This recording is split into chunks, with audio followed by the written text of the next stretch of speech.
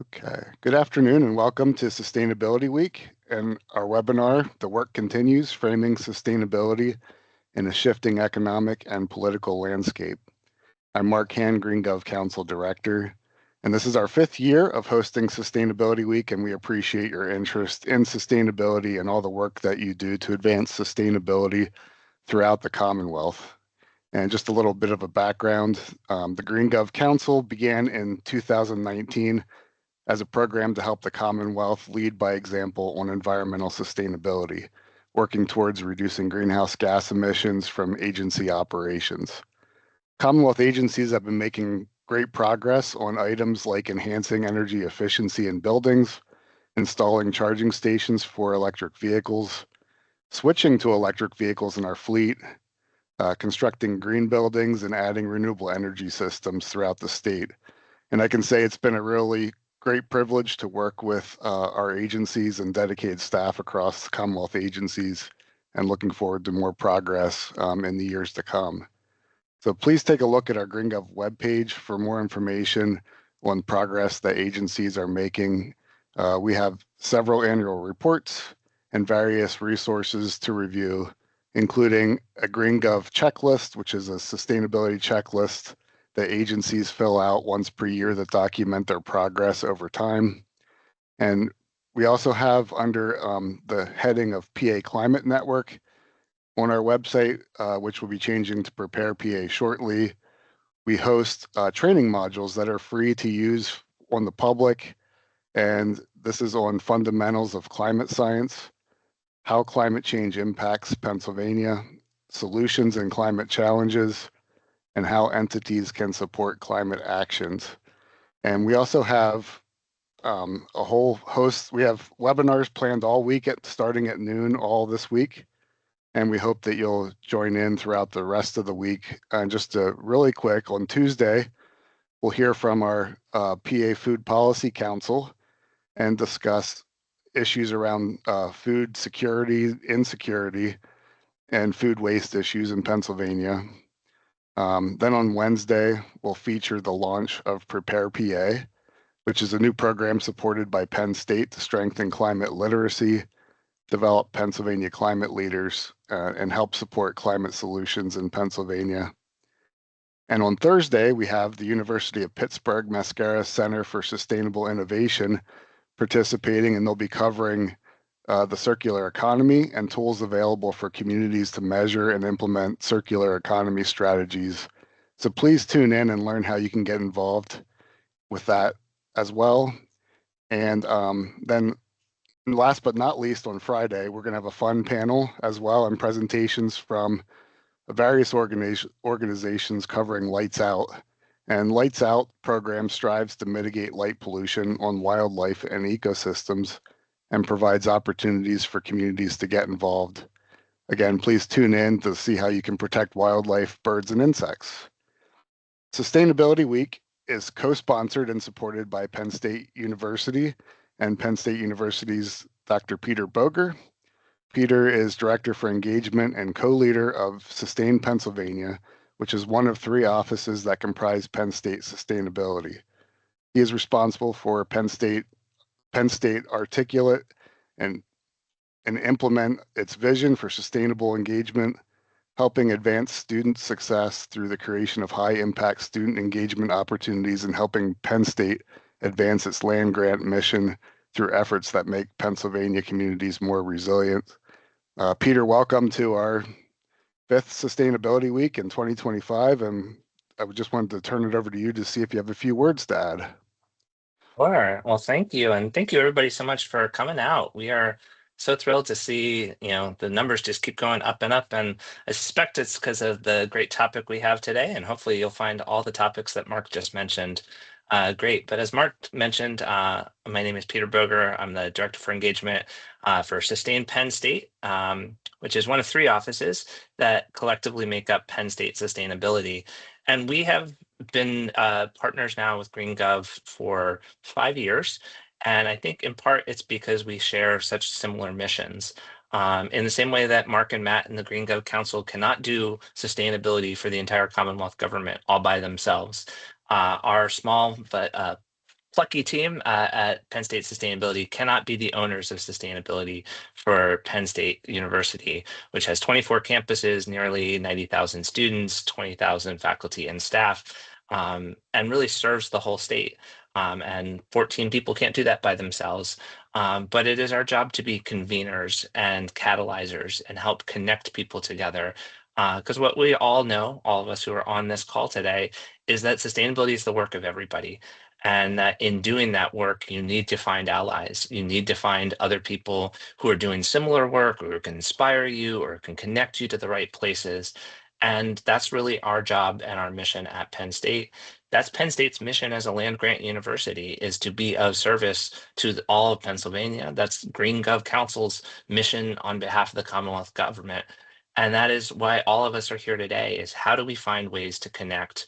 How do we continue moving forward on sustainability, regardless of all the changes that I'm sure are going to come up today as we talk about this shifting economic and political landscape that we find ourselves in, because it is too important to everyone and it is too important to the planet and to Pennsylvania. And the good news is that there is amazing work happening everywhere.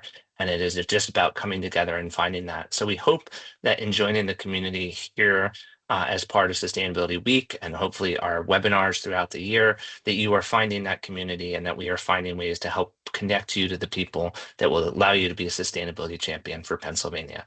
But we are delighted to have you here today and so grateful to be in this partnership with Green Gov Council. Excellent. Thanks, Peter.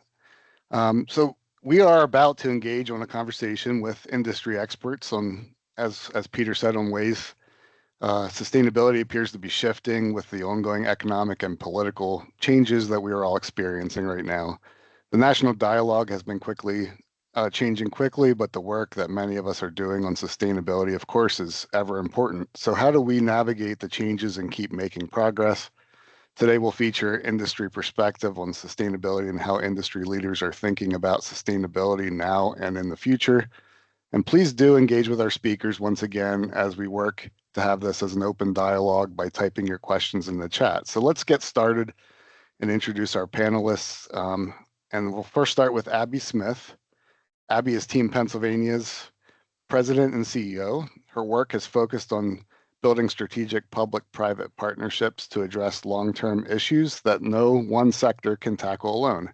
Abby's 20-year career includes high-level strategic planning and leading collaborations at the state level in Pennsylvania as well as several other states. Abby earned her undergraduate degree from Yale University and a master's in teaching from Johns Hopkins University and public policy and management from Carnegie Mellon University. And next we'll have Krista Johnson. Krista serves as the U.S. President for Johnson Matthey Incorporated, assuming the role as the company's most senior leader in the United States. In this capacity, Krista represents Johnson Matthey's diverse businesses, fostering and maintaining relationships with clients, partners, governmental entities, and civil society. Moreover, she stands as a dedicated advocate for the approximately 1,500 employees who diligently work to deliver the innovative products and solutions while addressing the challenges of a world striving both increased and cleaner energy solutions. Krista transitioned to Johnson Matthey USA, the subsidiary of the energy multinational, where she held various roles, including head of U.S. corporate relations, president, chief of staff, vice president of international organizations. And earlier on, Krista earned a Bachelor's of Arts in English Literature from the University of Puget Sound and obtained a Juris Doctorate from Georgetown University Law Center. And we also have Mike Ducker joining our panel discussion. Mike Ducker was formerly the president and CEO of MHI Hydrogen Infrastructure, which is a subsidiary of Mitsubishi Power Americas, where he led efforts to build clean hydrogen production, storage, and delivery systems across the Americas. With experience spanning the U.S. Department of Energy to Mitsubishi Power, Mike has played a pivotal role in advancing energy transition technologies. He also served on the board of the Advanced Clean Energy Storage Hydrogen Project in Delta, Utah, which is completing construction of the world's largest renewable hydrogen hub. Mike holds engineering degrees from Penn State and George Washington University. And then we also have, last but not least, our moderator, Adam Walters. Adam will, of course, be moderating this session of the panel. And Adam is the Senior Energy Advisor for the Pennsylvania Department of Community and Economic Development. Adam works across public, private, and nonprofit sectors to bring energy-related economic development opportunities to the Commonwealth. Previously, he was a William Penn Fellow with the Pennsylvania Department of Community and Economic Development, where he supported the agency's goals of developing business investment and recruitment strategies for the Commonwealth in the energy sector. Adam earned his Master's of Public Administration from Penn State University and holds a bachelor's degree in international relations. And I want to thank the panelists for joining us today, and welcome to all of you. And please take it away, Adam. Thanks, Mark. Really appreciate it. Really tough to have my bio read after the distinguished panelists that we have here. But I really think that underscores why I'm so excited about the conversation, I guess now this afternoon. And I'll be really brief with some opening remarks because I want to get to the questions. But I think it's safe to say, and what this panel, may help to or at least seeks to address, is that it's a really tough moment right now for the work of sustainability and action around climate change. This is true, particularly given the direction that the federal government is taking. We're also entering a period with rapid energy demand increasing. It's increasing a lot, and it's increasing very suddenly. So a lot's changing, and a lot of organizations, individuals, et cetera, are looking at how to address these new trajectories from, I think, safe to say, through the prism primarily of their organizational or institutional prerogatives, right? And I think that most of the folks on the call today, and I won't speak for everybody, are probably representing academia, the NGO community, and various elements of the public sector. But I think in many ways, and this is absolutely my bias as an economic development professional, somebody whose job is to, support energy-enabled investments and increase energy-enabled job creation and investment foot traffic into the Commonwealth. And that's where the rubber meets the road often is within the private sector. And I think that increasing those voices in these conversations around, things like policy and advocacy work, within the context of the aforementioned organizations, I think has a lot of real value. And that's what we want to do with this panel discussion, not advocate for anything or not create policy, to be sure, but to really just expand, our sort of modes of thinking about some of these issues, particularly given the really unique moment that we have right now. So each panelist has extensive experience, as the bios indicated, and we've already done those short bios. So I'm just going to jump right into some questions. And the first one I'm hoping is a bit of a soft toss to all three panelists, which is to beyond your professional bios that we already heard, introduce your organizations a little bit more, maybe with a specific emphasis on how your organizations or organizations you've been a part of intersect with the energy sector, intersect with issues around sustainability, climate action, and how that shows up in your careers, both past and present. So I won't call on anybody specifically, but just kind of throw it out there to the collective group.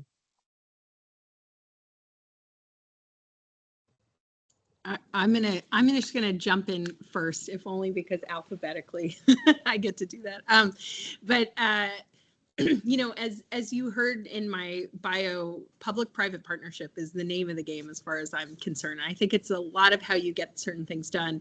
And Team PA, if you haven't heard of it before, we're a nonpartisan nonprofit organization. We are co-chaired by whoever the sitting governor is, whether they have the R or D after their name. And we focus on Pennsylvania's economy, the health of Pennsylvania's economy. And we believe really strongly that government and business have really important roles to play, but they're going to do that work better, respectively, when they can do it together. And there are certain topics, and I think, Adam and I actually first crossed paths talking about decarbonization specifically. How do we decarbonize our industrial economy? And we were looking at hydrogen and CCUS, and this was, now a few years ago. Part of the reason I bring this up as part of the introduction to Team PA and kind of how I find myself in this meeting, I'm not an energy expert. I'm not an expert on the environment, but I am an expert on Pennsylvania and Pennsylvania's economy. And what we saw as a competitive opportunity for Pennsylvania to take a leadership role in decarbonization came from the fact that we actually have a lot to decarbonize. We're a big part of the energy system. We have a really robust industrial economy. And so what does it look like for that to be a competitive edge, a leading way for Pennsylvania to proceed?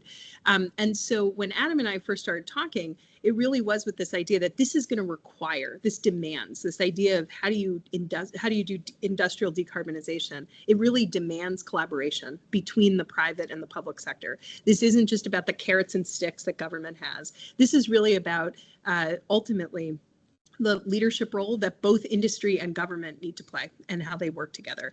And so, full disclosure, Team PA was the prime applicant for one of the hydrogen hubs that was out there. This is how I got to know Mike, and through a few paths, Krista as well.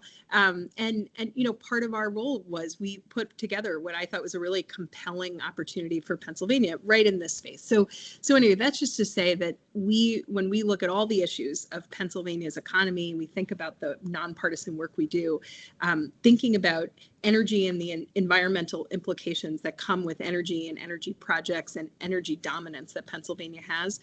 This is why this topic is really not just near and dear, but I think really core to a lot of the different work that we do with a lot of industry partners and how we work with government.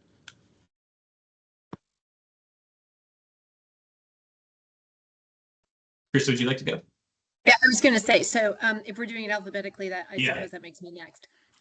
Right. So first of all, welcome everybody, and thank you so much for joining our conversation. And I hope that is what this is a conversation. So Johnson Matthey is, I've said so many times, is the largest, oldest company nobody's ever heard of.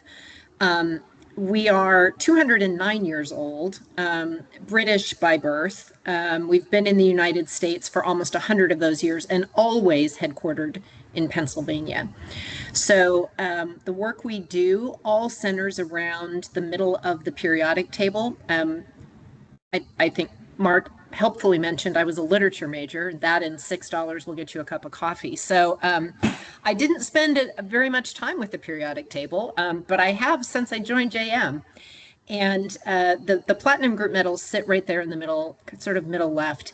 Platinum, palladium, iridium, and rhodium, there is no quiz, but those are the ones that we really focus on.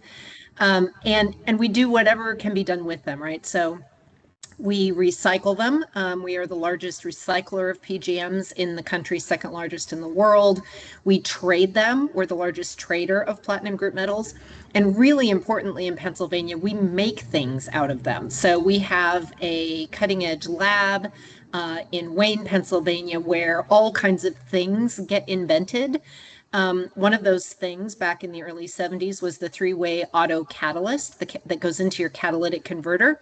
We in Ford invented that, and since then have taken that technology and now are applying it in all kinds of other places.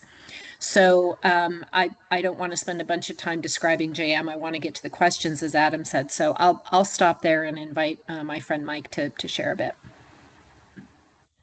Yeah, well, great to be on the panel here today. Again, Mike Ducker. My role was really throughout my career, and especially at MHI, did focus on this intersection between, I think, Adam, as you alluded to, where the rubber meets the road here, as we look at new technologies, new businesses. That's really what I was working on, is launching a lot of these new businesses within highly dynamic, fast-changing environments.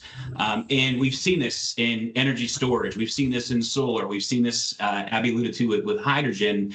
I go all the way back. I started my career at the Department of Energy, where we were looking at CCS, and CCS, carbon capture and storage, has certainly renewed itself a bit as well. And in that intersection, I think I just want to probably highlight a little bit more to what Abby was talking about, is how pivotal that public-private partnerships are.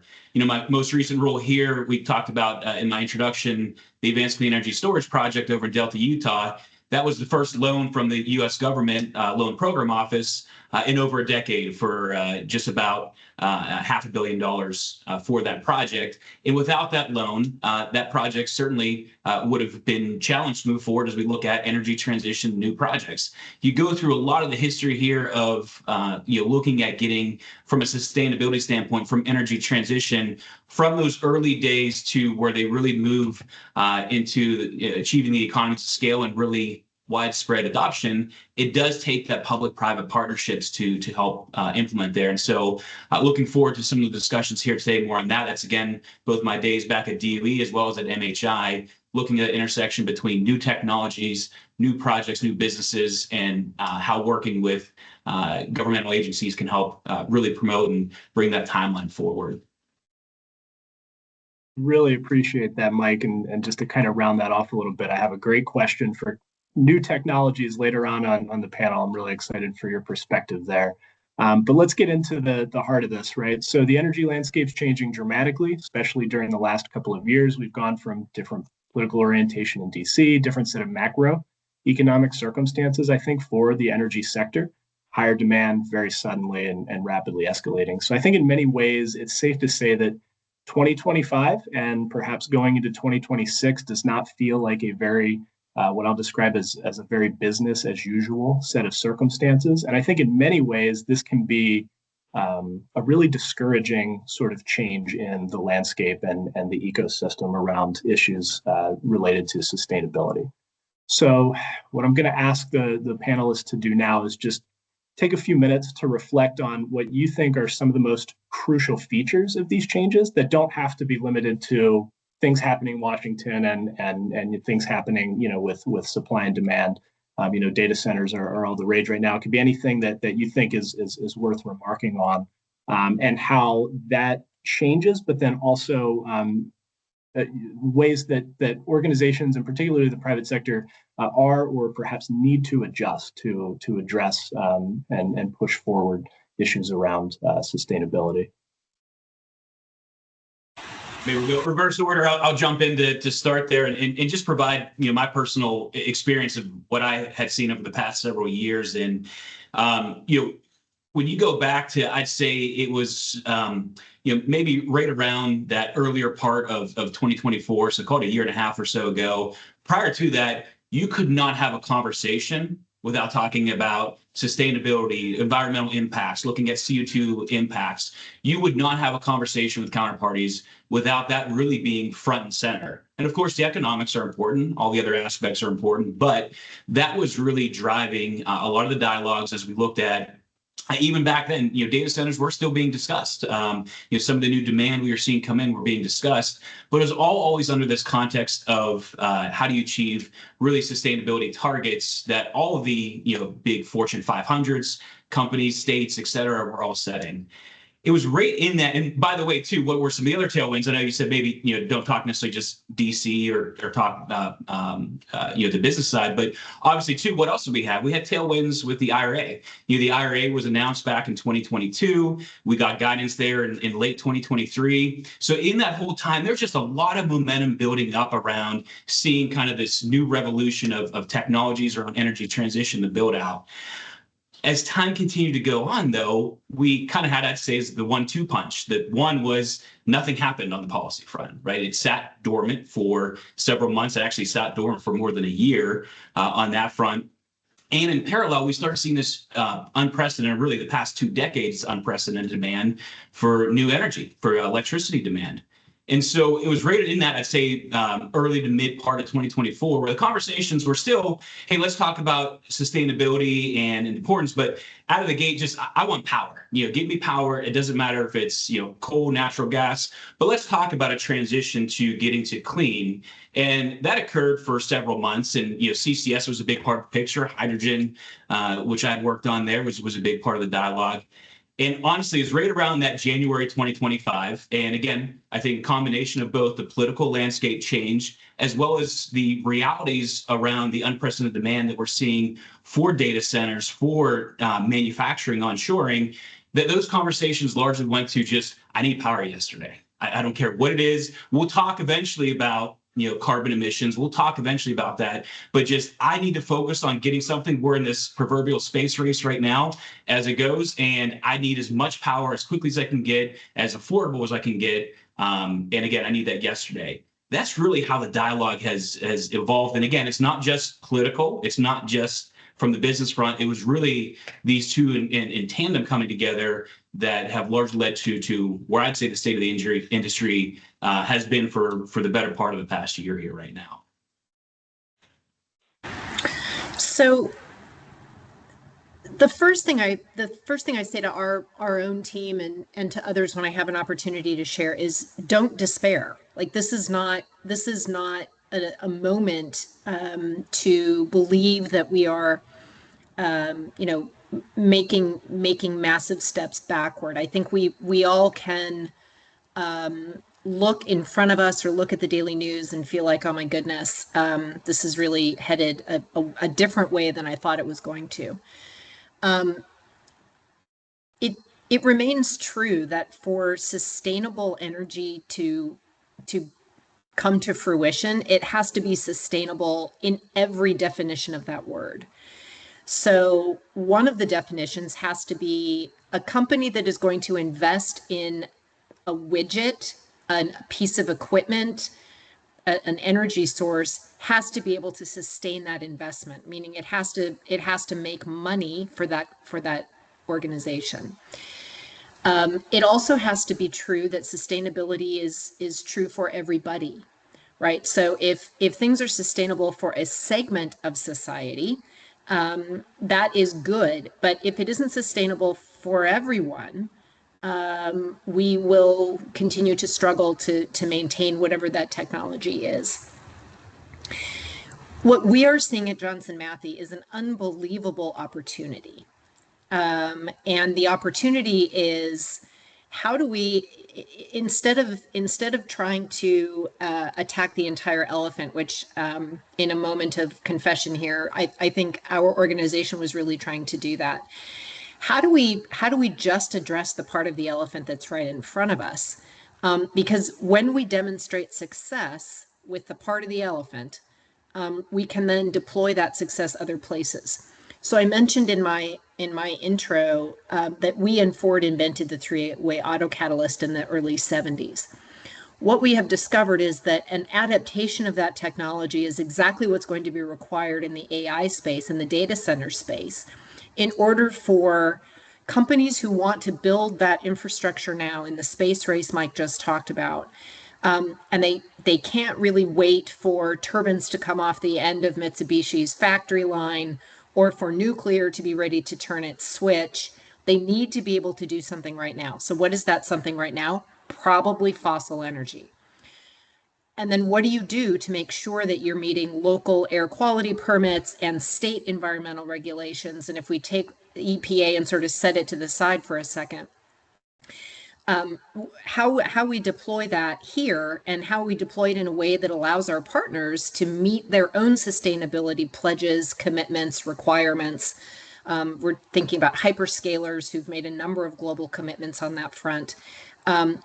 The way to do that is to advance the sustainable technologies that we have been advancing and developing and fine-tuning over these many decades. So it really is sustainability, meaning sustainability for the planet, but also sustainability in terms of our ability to replicate it and do it again and again and again, and bit by bit attack the same elephant, but instead of doing it in one big bit, we're doing it step by step by step. I think that would probably be the way that I think about it and I talk about it, and I suggest that we at Johnson Matthey work on this. So many of you probably saw the announced DOE project cancellation at the end of last week. Some of that impacts JM directly. And so our own teams are scrambling to say, great, so what do we do? Now we don't have this funding. And the answer is, if we were how would we do this if we were funding it, right? And the way we would do it is maybe incrementally, or we would do some of it here, we would do some of it someplace else. So it is thinking very quickly, it is pivoting very quickly, and it really is sort of saying, all right, let's we have control over some things. We don't have control over everything. So on those things over which we do have control, how do we continue to advance those and continue to make progress and demonstrate to all kinds of markets, be they global international trade markets, be they stock markets, be they investors and the rest, measurable progress, because it's that measurable progress that really is persuading people that this is the right thing to do and it makes sense to do it. I'm actually glad to just kind of round something out based on some of what Mike was talking about and some of what Krista was talking about. I feel like embedded in their comments and embedded in some of the recent shifting economic and political landscapes is ultimately kind of how does what I think was kind of where people feel and want us to be match up with where the market actually is and what's going to bear out in terms of pricing and timing and kind of what's possible, because ultimately these things I think were quite disconnected for a little while. There were a lot of commitments around both reducing emissions and where people wanted to go, both industry commitments and government commitments. And I think that, having sat in and have had kind of the honor to sometimes be sitting in the middle of some of those conversations on both the government and industry side, I don't know that everybody had a really good plan for how we were going to get to those targets. And so as much as we want to say that these targets can kind of then drive the activity that goes on behind it, sometimes the technology simply wasn't quite there yet. Sometimes the market wasn't quite there, or there wasn't certainty in what that timing and pricing would ultimately look like. And so that is not going to ultimately be a healthy thing. Even if we want to get to those targets, we can kind of, hope it and wish it. But if ultimately the market's not really supporting it and it's not bearing out, it becomes increasingly challenging. And then coupled with that, I think we have all felt a little bit of that changing political sentiment. People are concerned about how their electricity bills are rising and what's going to happen as we also see more data centers come online and that kind of thing. And I mean, one could really argue that we were putting our climate targets ahead of ultimately who was going to bear the cost for those investments, when in fact, a lot of those efforts weren't necessarily price competitive, right? But I just point on the idea that we're not necessarily talking about, we took a few steps forward, now we're taking even more steps back, or taking the same number of steps back. I don't think that's the case at all. I actually think that what we're able to track is that the technology has advanced tremendously, that everything from how battery storage works when it comes to renewables, and that continues to emerge, the way that AI is ultimately going to hopefully transform the energy sector in terms of efficiency across lots of different, not just industrial applications, but otherwise. In other words, we're getting closer to some sort of certainty around that. But the idea that where we want to be, whatever our targets are, is ultimately going to drive that conversation. I feel like that's the part where the bottom kind of fell out from under, and that ultimately a lot of those targets are going to be very hard to reach in the 2030 range, even sometimes the 2050 range. But now I think there is at the same time much more accelerated R&D that's gone into, and it has really played out in terms of the technology that ultimately is going to be available so that we can meet some of those targets, right? So it's kind of a both and. So I would just say that to me is that's kind of the shift that I've felt, that we're just actually kind of getting to a more pragmatic, practical place. And that doesn't mean that it's a one or the other. It's just kind of how the market is ultimately now lining up with reality. So we'll get back to technology, as I mentioned, in two questions, but I want to shift gears a little bit. And I think this question might be somewhat biased towards Krista and Michael, which is that you are and have been involved with companies that have truly international orientations and have to consider the broader global market and what I would describe as the socio-political context of investments and long-term relationships with companies and how to interact differently in various parts of the world. So, what are some of the challenges from a business standpoint, both in terms of how the sustainability narrative is changing in the U.S. context, and how the private sector needs to adjust to keep progress moving? And if I could maybe summarize that question in like just 4 or 5 words, it's like what is the rest of the world saying about what's happening in the U.S. from your perspective? Well, so the sustainability conversation is one of many conversations that I have with my colleagues around the world who just sort of get on the phone and look at me like, what in the world? And sometimes it's sustainability, sometimes it's trade, sometimes it's tariffs, so there are all kinds of topics that people want to know more about when they have the opportunity to speak to an American colleague. But I think one of the things that is true for me is that my particular company and my view of this aligns with this. Is like we didn't get here yesterday, right? We're a really old company, and so you don't create that kind of longevity by being unable to pivot and adjust to external realities. So in the last many months now, we have talked about the sustainable technologies that Johnson Matthey has invented and licenses, or the products that we sell that go into those technologies, in a way that adjusts to that external reality.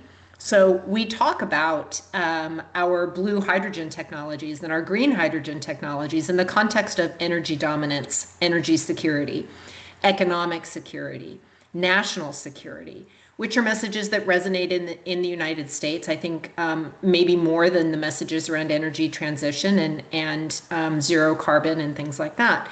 Now, the attributes of our products have not changed. They remain key drivers and catalysts for energy transformation and reducing carbon and the rest of it. We talk about it using language that our audience can hear. So I would also observe my colleagues in India talk about our technologies, and they use messages that resonate in India. My colleagues in China do the same thing, right? So it isn't that we have decided that we're no longer wanting to advance a carbon reduction program, or that we no longer want to participate in a sustainable economy. We very much do. We just talk about it in a way that allows the people we're speaking with to enter the conversation with us. So if we persist in using language that they can't compute, or they don't agree with, and so we immediately create a barrier to actually collaborating, we've done ourselves and them and the project a disservice. And so really it is around listening really well, hearing what it is that sits as priorities for the people that we're speaking with, and then talking about what we're doing and how we might do it together in a way that allows everybody to participate in the conversation. So we adjust language probably, but it's not all that different, honestly, from how I adjust how I speak when I'm speaking to somebody who doesn't have English as their first language, right? It's and I'm not comparing the Trump administration or anybody else to people who don't have English as their first language. I'm just simply saying we have to use a language that allows people to enter with us. So I'd say that the first thing from my experience is working for a multinational company and talking inevitably politics and different issues on an international platform is you find yourself in the unenviable position of being an expert on U.S. domestic affairs. Everybody wants to ask you questions about what's happening, where's this going, and of course, we are in the market. We do see the day in, day outs, but at the end of the day, we're trying to assess a lot of the same questions, challenges that the international market's trying to assess as well. The only difference really just being that we're living it day in, day out. Really to the crux of your question though, Adam, around the, what sets an organizational priority, at the end of the day, it's what the customers want. And really what the customers want, what the customers are driving is what's going to drive what organizations' priorities are being, pushed forward. And so, I think a lot of ways you have to look at what sets the customers, goals here, particularly in electricity industry, it's going to be the customer's customer, which is effectively the people on this call right now, when you really step back and think about it, as well as policy. Certainly has a huge impact of what drives, customers' views around contracting for energy, what that looks like, what we're going to pay premium and whatnot. So, and, maybe we'll get to this a little bit later too, but, I think one of the very interesting aspects too, especially when you think about the customer's customer, again, folks like on the line right now, in the past 20 years, we've been looking at effectively flat load growth on a per capita basis. It's actually been declining. And so it's actually pretty easy to talk about sustainability in that lens, right? Because to shut down a coal plant and replace it with natural gas plus renewables, you're not seeing an incremental, a huge impact in prices. Actually, you're seeing a decrease both in carbon and prices. All that is great. So it's actually been pretty easy to talk about it when you can go in your electric bill and sign up for renewables and you pay maybe a 20% premium, 10% premium. Again, it's easy to have that conversation, and that drives it, and that conversation is being pushed. When all of a sudden you're talking about the hockey stick and electricity demands going up like this, and we're seeing announcements for existing assets that are getting huge gigawatts worth of PPAs taken out, and we're seeing prices increase. Well, all of a sudden, if you're looking at a 50%, 75%, 100% increase in electricity prices, it's going to be hard for our customer's customer to talk about setting sustainability as the top of their list. It's going to be, how do we get these prices back down? So, I don't want to be the doom and gloom guy on the call here, but it's hard not to look at what sets an organization's priority. It's their customers. Who's driving that? It's a combination of policy and their customers. And we start looking at what's happening in the macro environment. That is a lot of ways pushing more towards getting costs down, getting speed to market. It's not necessarily putting sustainability at the upper echelon like we've seen arguably for the past 20 years. Appreciate that. Abby, you want to jump in, or you want me to?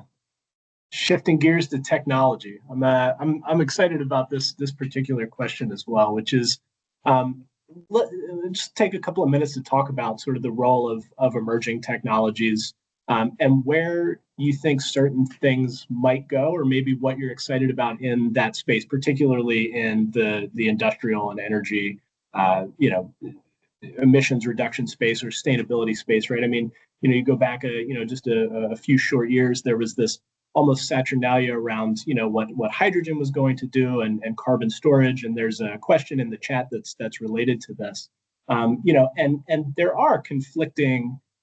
I mean, I think it's safe to say I've read a few conflicting reports of people saying, the hydrogen, space is taking such a hit economically that, the upswing isn't going to be for a really long time. And then others saying, well, no, I mean, this challenges, a couple of sort of overarching ideas around where we thought we might be able to go. But at the end of the day, there's some really strong, maybe smaller companies that are going to be able to drive some meaningful change forward. So, talk a little bit about technology and where we think we can go, and then we'll address some of the questions in the chat. And I would encourage folks to go ahead and populate the chat with questions that you have. Mike is the engineer in the group. Would you like to take the first stab? Sure, I'll take the first stab as the engineer here. So technology there's a lot of exciting things to be discussing about as it relates to technology, as it relates to how that can really flip the script from a lot of things that I've been discussing today. And first and foremost, it really does come down to economies of scale and how do you really drive widespread adoption of technologies. If we go back in history here, look at the early 2000s, like 2005, 2007 timeframe, we were talking about solar and wind. Solar was around, we call it about $1,000 probably a megawatt hour, for a PPA or a cost electricity basis. Wind probably in that, 500 to even, maybe 300 range. To now fast forward about 2 decades, and we're talking now inflation, other aspects have impacted this, but we saw as low as sub $20 a megawatt hour as it relates to solar, and even wind in that 30s or so range before we saw some inflation impacts. So huge dramatic reductions we can see in technologies as we see widespread adoption. And again, we're talking hundreds of gigawatts worth of adoption as we think about wind and solar. So now, what are some of the other exciting things that have been coming out and we're talking about? Well, in the probably 2012 to 15 timeframes where we saw energy storage really start to pick up, again, very high cost. We're talking about lithium-ion batteries being different basis on a dollar per megawatt hour basis than generating assets, but still extraordinarily not very cost effective. To today, we're seeing tons of solar plus battery projects. We're seeing batteries go from 4 hours to 6 hours to 8 hours. And so we've seen that, but it's of the 10 to 12 year type of adoption time frame. And we're still not, I would say, widespread adoption when it relates to batteries.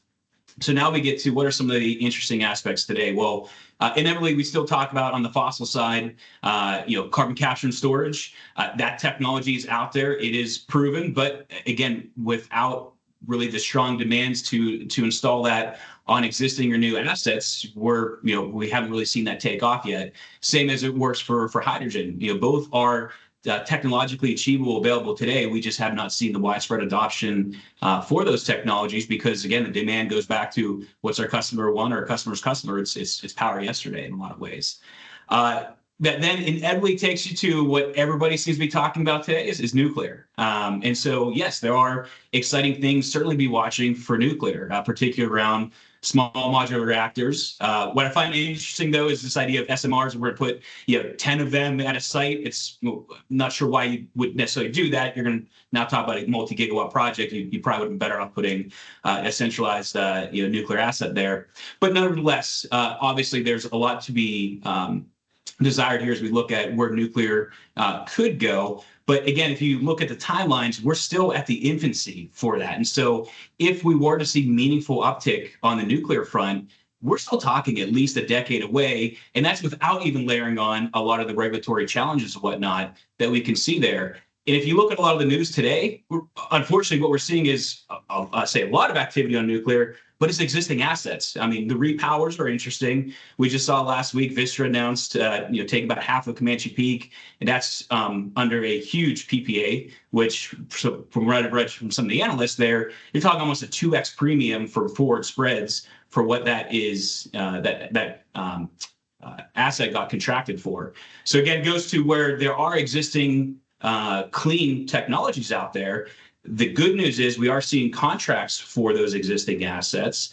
The bad news, though, is those are existing. And so you're actually, just kind of, again, exacerbating the issue of power prices increasing. What we really want to see is what are those new assets going to be? And so I think as we see pricing pressures go up, the bad news is for the customer's customer, folks on this line, we are going to see those costs increase. The good news is that's where innovation starts to happen. Right. So then does it now make sense for CCS and hydrogen? Does it make sense for SMR? Does it make sense for some new technologies that we aren't quite seeing yet? And where I'll end here is if you can couple that with public-private partnerships, if you can find those opportunities to bring that timeline forward, to really start to improve that scale and adoption, that's where we can really see meaningful impact. And so we're just at that precipice right now where those prices are about to start sending signals to the market that new technology is needed.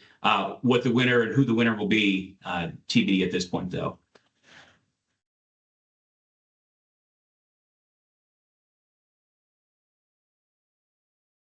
All right, so I'm going to shift over to one or two questions from the chat. Abby, we haven't heard from you for a couple of minutes, so I'm gonna lean into you maybe to kick us off answering this one.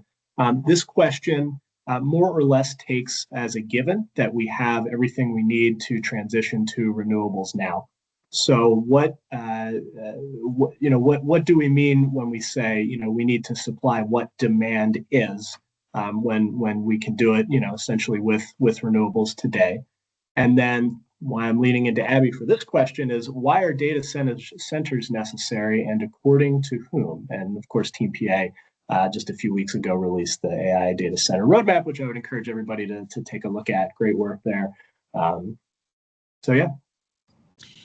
Yeah, I'm happy to weigh in here. And while data centers are not the only reason why we're seeing more power and yesterday, it's definitely a big part of it. And I think some of that is because the way in which we're seeing rapid deployment of AI and very the data really does suggest that people are using it at a greater rate. They're both using it in their own personal lives, but companies are adopting it. It's not just for tech companies anymore. We see that actually as a real possibility for an economic multiplier. And so the data centers are kind of the critical infrastructure to deliver that, to deliver supercompute power, to be able to adopt AI at scale is just going to require quite a lot of these data centers to actually support those needs. And so kind of why data centers and, how do they fit into this? We're really talking about, quite a lot of power that we expect after, 20 plus years of a fairly flat demand curve. And so, as we try to adjust to this, that becomes really challenging. I think what's, and actually I'll certainly turn it to others. I know both Krista and Mike are probably better equipped to speak to this in terms of just how renewables fit into this picture. But I think, when it comes to where Pennsylvania has had challenges historically, we have, I don't know how many projects in the queue on solar, for example, but there's hundreds, several hundreds of projects, and sometimes they just kind of drop out of the queue over time. It really is kind of other hurdles rather than just technology that we oftentimes face in terms of actually getting these projects online. And so while I won't speak to the specifics of any particular project, it is not a straightforward thing, and there's very complicated interests locally. And Pennsylvania is a complicated landscape locally. Some of these things are at the state level, but a lot of them are local permitting issues. And I think the folks on this call actually have a lot more expertise in this, and some have kind of faced this personally in the work that you do in deploying renewable technology across the Commonwealth. So the barriers are a little bit different than the technology. And in other states, you just have a faster path sometimes. But the other thing is that the land itself is not necessarily as conducive to deploying renewables at scale in the same kind of way it is in other parts of the country. And so I think that those have all been just maybe it's stating the obvious, but I think just kind of worth noting. And the data center piece of this, and thank you so much for including the link in the chat, but I really do think that the roadmap itself, part of what we're trying to lay out is there's some key issues to contend with, and the way that renewable shows up there is part of a general, Pennsylvania can really look at lots of different energy in order to meet those needs. And it's one of the reasons why we think we're really primed to play a leadership role in meeting this increased energy demand, renewables and otherwise. Maybe I'll turn it over to Mike and Krista to speak more to this, especially because it does connect to some other questions in the chat here that I didn't really touch on. Yeah, I'd just say, so certainly like maybe a 2-minute answer would hardly do any justice on this topic. This topic is in and of itself, arguably worth an hour plus type of dialogue or panel. But, just a few things I'd probably hit on. Number one, kind of what Abby was going to, there's a lot of nuances and challenges with getting new generation into the mix. Just, by way of, if those who are aware or not aware, PJM, a lot of challenges in its interconnect queue process. And we're talking about hundreds of gigawatts, over 200 gigawatts, I think a few years ago, was in the interconnect queue. To put that in perspective, PJM's peak demand is 160 gigawatts roughly. So you're talking about more than doubling PJM's capacity with what's in the interconnect queue. Now that's not I'll say good news things. What that means is there is a ton of projects that will go nowhere at all. And they have to go through this process. And there's talks about reform because they're trying to figure out, well, who's really going to move forward or not. So there's all these complicating factors into whether there's 200 gigawatts of real projects or is it more like 10. And again, what substantiates that is a lot more than just that interconnect process. There's around, the siting related challenges, a whole host of other issues. And I think when we talk about, why are data centers necessary or should we, support them? I guess to go back to the fact is whether it's PJM or load serving entities or utilities, they have an obligation to serve load. That is literally written into the regulations. They have an obligation to serve load. So if a new load comes into the mix and says, I'm interested in new power, they have an obligation to serve them. Now they have to figure out how to do that, there's different markets. The regulated markets have different planning horizons, different ways that they help serve that obligation to serve load. But at the end of the day, as we're seeing this new demand for power, we need to figure out a way to meet it. And that's what utilities, that's what PJM, the markets are all trying to figure out. What are the best ways from an economic standpoint, from a regulatory reform standpoint, to help meet this unprecedented load. Now, at the end of the day, if folks don't feel like we want to be part of this proverbial space race, if we don't want to support data centers, if we don't want to support this new load, inevitably there are policy-related ways that can handle that. But as it stands right now, that is what is driving a lot of this push in the market, and where we're seeing, as I keep saying, this unprecedented demand for power that we haven't seen in more than 20 years.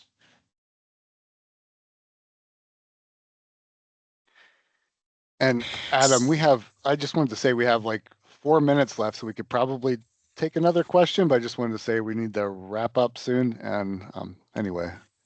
Mark, I leave that to you, my friend. I was gonna cut us off here because I promised I would leave you 2-3 minutes at the end to sort of provide some concluding remarks. But I mean, as the chat and my own sort of wheels turning in my brain would indicate, there's a lot that we could continue to discuss here if we have the time. I know I feel like we're just getting warmed up. So, well, I guess maybe we should have a follow-up at some point. I don't know. I don't know. There's questions coming in. I don't know if there's anything that's easy that the panel wants to address, because really our wrap-up's pretty quick. But if not, So Mark, I was just going to pick up on the data center piece, and there are a couple of questions around the idea that shouldn't we just make data centers manage their own energy demand? And I don't know who has jurisdiction to do that, but I can say the market is naturally doing that. The market is sort of forcing that as the solution. So when I mentioned that JM is partnering with engine producers like Cummins and Caterpillar and other names you all know, that's what we're talking about. We're talking about data centers saying we can't wait for nuclear. It's the 10 years that Mike mentioned. And the interconnect is way too slow, and our ability to produce the turbines also has a queue. We have to do this now, and we're going to have to do it ourselves. So that is happening in the market. What the next question then becomes, is that a suboptimal outcome? Is there a better way to do that? I don't know, but in the meantime, that is sort of what the market is causing. Yeah, my quick take on there too. It was jokingly referred to, as I heard a lot of counterparties talk about BYOP, bring your own power, and that is an idea, right? Of course, folks are seeing that we have challenges with getting electricity, with getting equipment. We've got challenges with interconnects, all of that. So we're going to bring our own power. I think Krista hit it exactly right, though. What does that then mean? Is that a suboptimal outcome? And of course, we'll solve one issue, which is potentially some of the impacts on rates, potentially some of the impacts on supply chain. But now you're exacerbating another issue, which is now you've got a lot of decentralized power assets. And at least in my own experience in the industry, if you want to look at sustainability, you want to look at cleaning up, for instance, from a CO2 emission standpoint, large centralized assets are going to be a little bit easier and a different permitting approach compared to a bunch of decentralized assets. And particularly, what we're talking about today isn't throwing solar and some batteries on a data center. We're talking about putting diesel recip engines at these facilities. So I think we want to be a little careful too when we talk about behind the meter, bringing your own power. It doesn't necessarily mean that solves one issue, but from a sustainability environmental impact, it does create some different challenges. And again, if at the end of the day, we want to fast forward 5, 10, 20 years from now and really make meaningful reductions on carbon emissions, it's going to be a lot harder to do that if you've got a bunch of decentralized assets out there compared to more centralized assets. So just my own personal experience in looking at those technologies. Thanks for that, Michael. And Mark, I'll hand it over to you in 2 seconds, but I just wanted to say, really appreciate the panel. And if I could maybe take away 2 overarching themes, it's to do not despair. Innovation will continue to march forward, even if it is at a slightly uneven pace, which I think is the history of the modern world. So with that, Mark, I'll turn it over to you, and really again appreciate everyone's time and everyone in the audience that tuned into this. Yeah, thanks, Adam, and on this panel. It was a really great discussion. I just wanted to share that for the Penn State students, of course, that there's please scan the QR code so you can get credit for your class if you are a student. And let me just pull up one more slide. And please join us tomorrow at noon for the Pennsylvania Food Policy Council, a recipe for collaboration. And once again, we appreciate everyone's time. This panel has been a great discussion, and we probably should have gone for 30 more minutes here, and just appreciate your insights into sustainability. And have a great week, everyone. And hopefully we'll see you tomorrow. Thanks all. Thanks, Mark. Thanks, everyone. Thanks, everyone.